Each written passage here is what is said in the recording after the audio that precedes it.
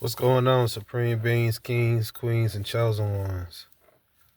I was thinking today, man, about talking on a subject, man, the subject of abandonment. Because that's what a lot of us is dealing with. Because as us being chosen ones, people always just left us, man. No matter how hard we tried to please them, how hard we tried to be there for them, they just left us high and dry. And it makes me think about just different people in the Bible, how people left them. You know what I'm saying? You gotta think of Moses, you know, his his mom, you know what I'm saying, left him, put him in the basket, sent him up the river, the so he can escape from being, killed with the other kids in Israel at that time. Because Pharaoh had ordered, you know, all the kids under a certain age to be killed. So as Moses was growing up in the Egyptian house, you know what I'm saying, he was dealing with abandonment issues. You know what I'm saying? He probably missed his mom and missed his his family. You know what I mean? And wonder, dad, why my mom just leave me like that? Why she just put me in a basket and send me up a river? You know what I'm saying, to be killed by anything. You know what I'm saying? He could have got killed by anything in that river. That's the Nile River. It's crocodiles, all type of stuff in that river. So, he was dealing with with abandonment issues, and as he, got older in his life and in his ministry and trying to save the children of Israel, that kind of forward over to the way he was acting towards the Israelites because they just they wanted to abandon Moses. No matter what he would do for them, they always be like, "We don't want to be out here. Take us back to Egypt. We can live better in Egypt." You know what I mean? After everything he done for them, after he straight delivered them from slavery, they want to go back to the slave masters. So he was dealing with that issue, you know, and it's just all through the Bible. Jesus, he got abandoned. You know what I'm saying, by all his disciples when he needed them most. They ran.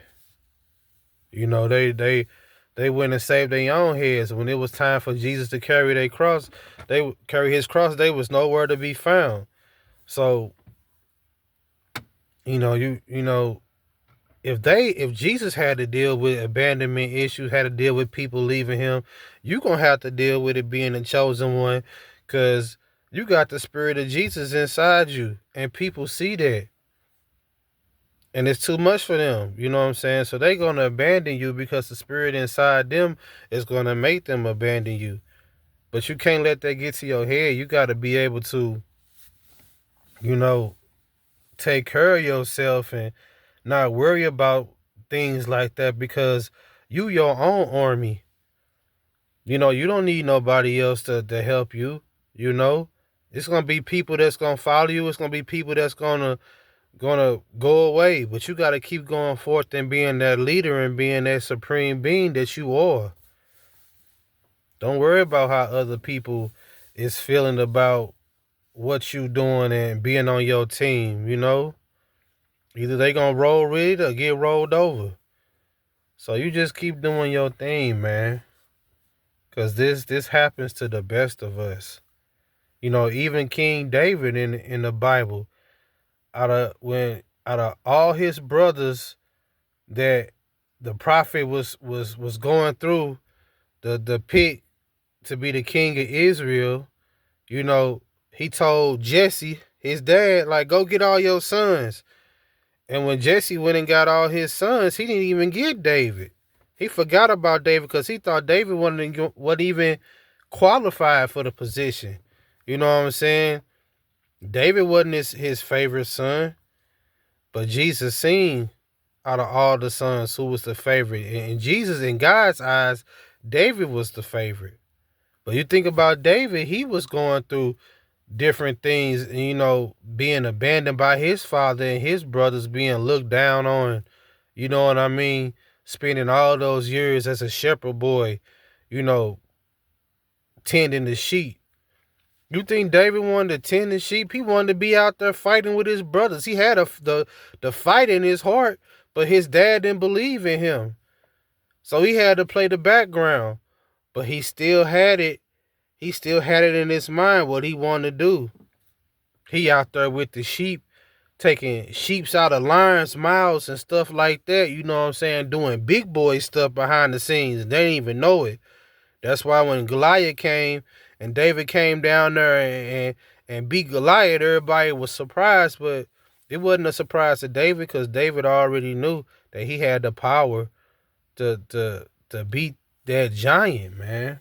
And you gotta have the power to beat your giants.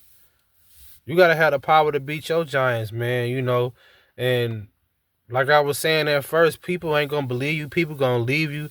People gonna laugh at you at first. But then when it's time for you to, you know, step up into your power and lead the people, then they all gonna be on your team.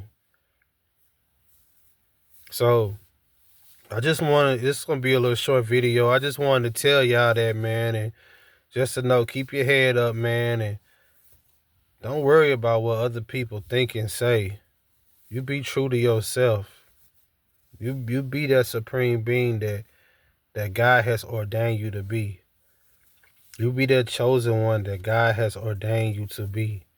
And everything will come out right and positive for you in your life. These people out here, man, that's why Jesus said, forgive them, for they don't know what they do. They don't know what they doing out here. They just living off an impulse. They just being, you know, suckered into this system and into this world, you know, that's not gonna do nothing for them. You know what I'm saying? Why risk it all and lose your soul in the end? You know, it just don't make sense to me how these people are, but you know, y'all hit the subscribe buttons, man. Y'all give me some comments. Y'all hit that like button and your big bro, the Supreme Being, I'm gonna always be here to enlighten you and shoot you another video. So y'all have a good day. God loves you. And most importantly, stay prayed up because it's a war out here. All right.